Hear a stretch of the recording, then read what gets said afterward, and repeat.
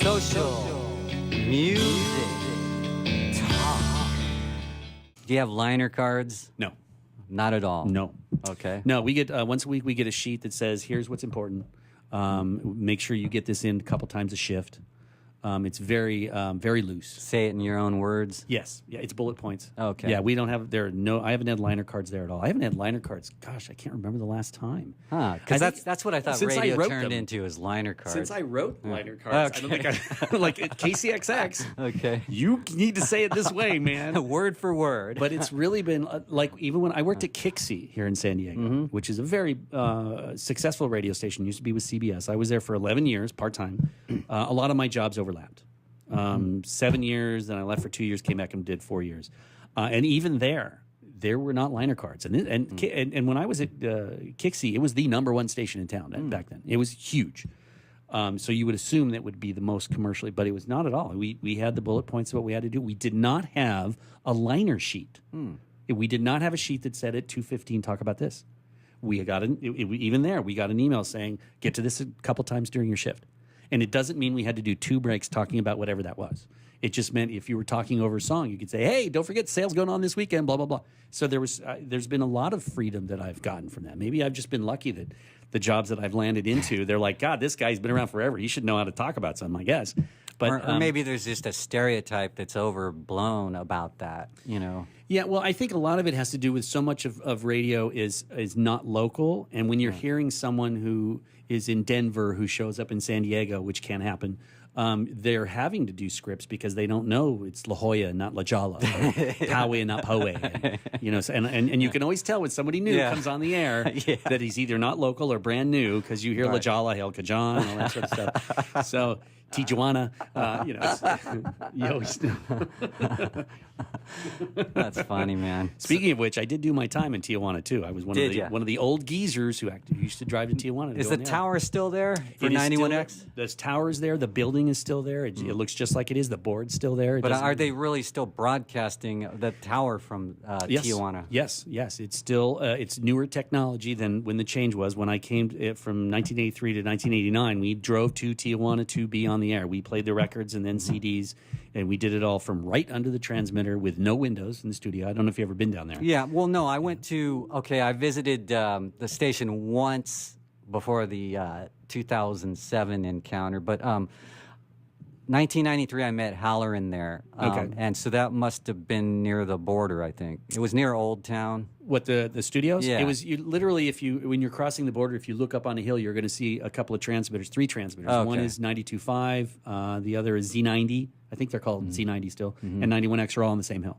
So you drive up, and the last one you come to is the 91X. Okay, so I didn't go to Mexico. I just went to near the border where the studio was. Oh, okay. Well, in the 80s, you actually were underneath the transmitter in Mexico doing your shift and dealing with the border wait every day. But they gave us these things called distinguished tourism cards, which was basically a get out of jail from the local police cards. It basically was the card that said, this person's working here, please don't harass them and let them go. And I actually used that. Cool. I was coming back, got pulled over by a cop. He came up, I handed him the card. He goes, "Oh, okay." Walks away. Took one look at it and went away. You know, they don't do that anymore. They stopped doing that just before we stopped going to Mexico. But for a lot of years, that's what we did. We had to go down there to go on the air. And right around the first person to broadcast from north of the border was Wolfman Jack for the company. Yeah, right. Because at that time, So Wolfman. which the AM side, which I also worked for, was called 69 Extra Gold, and it was oldies. It was a top 40. It was called Mighty 690, and then it was called 69 Extra Gold, and then it was sports. But when it was the oldies station, they had first he came and did the show from San Diego, Wolfman Jack did, and then he did it from Los Angeles somewhere, and they used satellite technology. Now what they do now, it's not line of sight, whatever. So there was some issues with delay and stuff like that. But Wolfman Jack was the first person to broadcast from San Diego to Mexican radio and over there. And I actually, the first 3 weeks he was on the air, I produced a show. Really? Wow. I won't say I didn't produce a show. I was the board op for the show. I was the guy in Mexico. And when was that? That would have been, I want to say 86. Okay. Mid 80s, 85, 86, 87, somewhere in there. So did you get to know Wolfman? I did, sort of. I mean, like I met him in the studio, but the 3 weeks that I worked with him, I was in Rosarito and he was in San Diego, so there was no direct thing. But I had conversations with him all the time because he used to yell at me all the time. Because back then we were still playing carts. Yeah. Carts look like they look like an 8-track if you remember what those are. Right. And you put them in the slot and they Except play they're one 4-track. Yeah. So all the songs were on cart, so you had to take them all out and play blah blah blah. And he had this thing where he wanted me to leave the microphone open all the time. Like really, the song would start, and he'd be like, "Yeah, we got that," and then you start playing the song. Okay, I get it. And then he'd come back and he'd go, Clap "Yeah, for baby, the Wolfman. yeah, baby, yeah, turn my damn microphone on." And then I bring it up, and he'd sing, and he'd sing for a little while, and then he'd turn around, he'd still be by the mic. Hey man, we gonna bring some beer in here. We gonna get some bitches in here, and he'd keep talking, and then I turn around, and he'd go, "Hey man, turn my mic back on." I'd be like, "Dude." I mean, he was gracious at the end. He'd always laugh. Man, yo, you do a good job for me today. He did a good job. Now, was he just the boss of his show, or was he a programmer? I don't know. I mean, like I only knew this one short period of time with him, and all he was just the host. Like he didn't pick the songs. Oh, really? Although he tried. Okay, yeah. Get this one, put it on now. Well, let me check with him. We're not checking with the program director. We'll put this on now. Put on the Guess Who. Clap for the Wolfman. You're right. You do a much better wolf than me. Put it on now, baby. Don't talk to the program director. Put it on now. I'm gonna beat your ass. But there were times when he would turn around, he'd be like, "Oh, do you see that girl? She got some big titties." And I'd be like, "Oh, no, we can't say that. Turn my mic back on." What? Did that go out over the air? Yes, it would go out over the air. Yeah, that's why I was always. He would sing. He would sing along with the song. That was his thing. Whatever the song was, he'd sing with it. And then when he was done singing, he would just turn. He wouldn't turn away from the mic. He would just turn and start talking to his buddies because he always had this entourage of 4 or 5 people with him.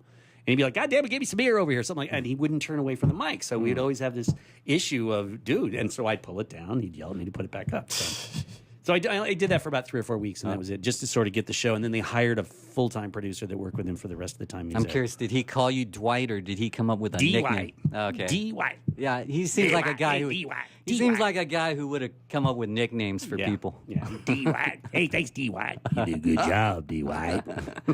Were you ever called anything else? You've always been Dwight Arnold on the air? When I was in college, I was Tom Collins.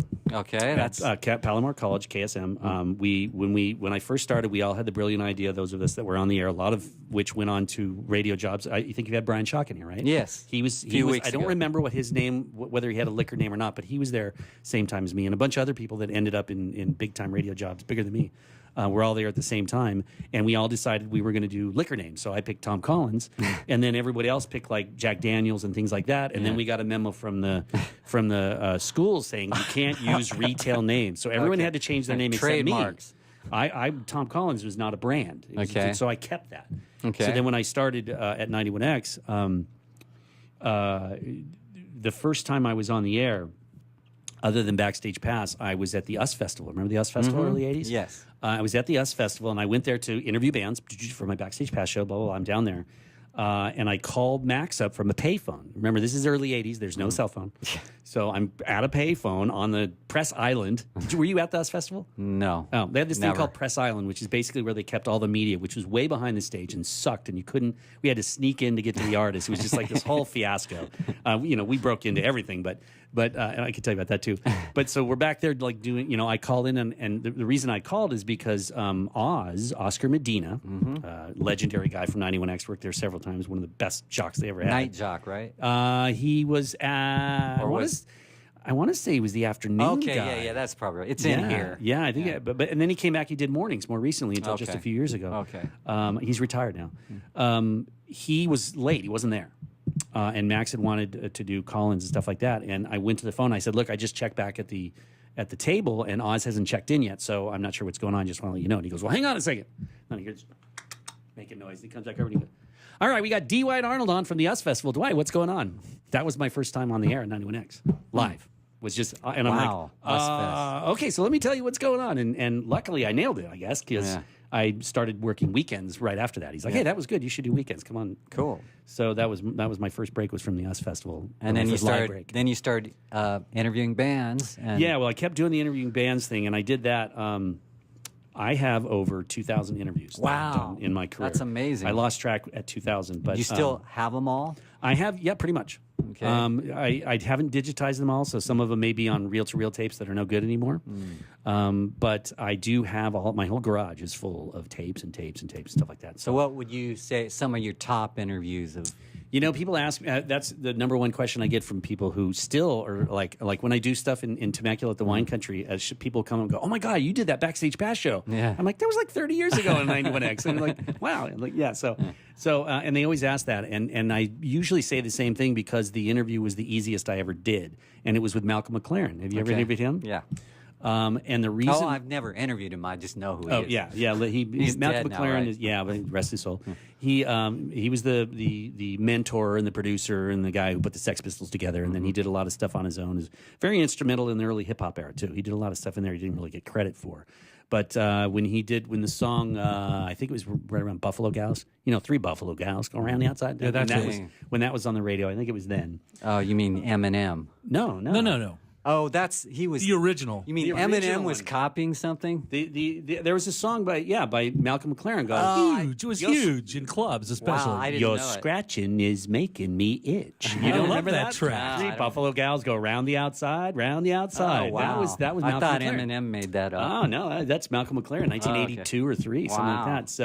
So he came in to do an interview, and obviously most of the story was going to be about the Sex Pistols. But also, and maybe a lot of people don't know about that. After he managed the Sex Pistols, he managed Bow Wow Wow, or he managed Adam Ant, and then he took Adam Ant's band and made them Bow Wow Wow. So he had this. There was a lot of not him singing, not him producing music, but a great story. And the thing that made it so amazing is I was in the studio doing the reel-to-reel tape thing. So I'm setting it all up. So I set it up, and I talked to him, and I'm like, and I explained to people when I was doing the show, I try to do the show self-explanatory and in chronological order. So in other words, I try to ask them about the early things if they cooperate, which doesn't always happen. Yeah. And then I tell them, I say, I don't want to ask you a lot of questions. I would like you to answer them. So if you're hearing the old Backstage Passes, a song will fade out and you'll hear someone saying, well, when I wrote that song, I was thinking about. So instead of me asking the question. So the early days of Backstage Pass, I was rarely on the show. So Malcolm McLaren, when I asked him the question, just to wrap that one up, he talked for 45 minutes. Okay, wow. That's why it was great. And That's amazing. And he had such a great, he was like, and they were canoodling about and we roared with laughter and they were raping and pillaging and everyone hated us. He had this great accent and it just made it like the best interview ever. So 45 minutes, put on another tape, talk for another 45 minutes. Best interview ever. Cool, awesome. So- I'd love to hear a bunch of those old interviews, and you'll have to, dig through your archives and put them together and put them online. Or Yeah, no, there's some of them online that we can. I'll send you the information about getting to them, and you can tell people in the future something like that. But they're out there. Okay, There's actually a cool. MySpace page. All right. Hey, you know what? The first time Halloran was on this show, I had asked you to be on the show, and he was filling in for you. And today, he's not here, and you're here instead. So what would you like to say to Halloran, who might be listening? Meatball, where are you? Meatball. Who are you going to play bass for this weekend? Is he in a band? He tries to be, Okay. but Does he rock? yeah, well, as much as Detroit can rock. Meatball. All right. All right. Hope you're listening, Mike.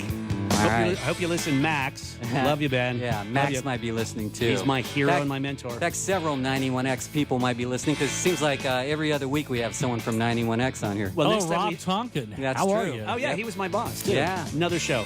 We do reunion parties every once in a while. I'll let you know the next one is. You should come hang out with us. Yeah, I'd It's really love fun. to. Love to. 91X Hey, geezers. Dwight, see if you can get Billy Bones to be a guest on the show. I'll call him today. He'd That love would be to do it. awesome. That'd be cool. Yeah. I'll call him today. He'll do it for sure. All right. So much to plan for, but thank you very much, Dwight Arnold, for joining us today. Thanks for having me, Alex. It was really fun. Definitely. Let's do it some more in the future. All right. All right. We'll check in on new stuff. And thanks for listening to Social Music Talk.